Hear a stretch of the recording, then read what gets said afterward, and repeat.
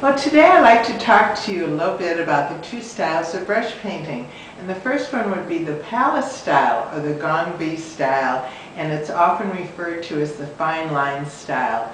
And this would be done by all the artists, hundreds of artists who work for the emperor. And the emperor would say, I'd like to have 10,000 butterflies by tomorrow morning. And each butterfly would be perfect. And the style of painting that would be to do an outline first, and then to fill in the form with layers of very thin wash. So you'd have overlay after overlay. And this was done by people who worked for the emperor, and they weren't necessarily considered to be artists, they were more artisans. And they really worked at the request of the emperor doing whatever he wanted them to do.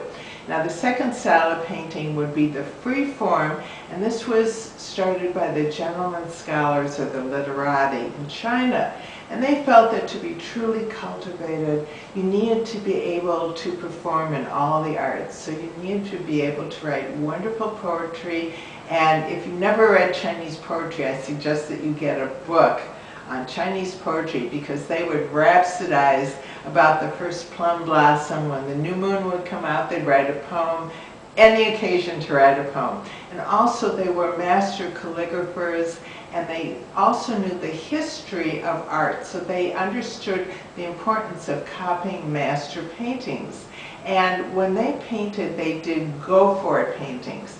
So in the West, when we paint, what we do is we go to the garden and we get some roses and we cut them, bring them into the studio, look at the roses in a vase, and then paint them.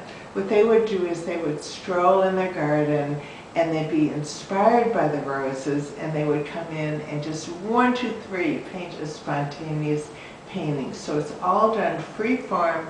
It's done without doing any sketching, without any drafting lines, without going over any of the strokes. So this spontaneity brought all of their what's called qi, or life force, into the painting, and this is why we love it so much. So it's not about doing a botanically correct painting as with the palace style, but it's about doing spontaneous, empowered painting. 1, 2, 3, you just go for it.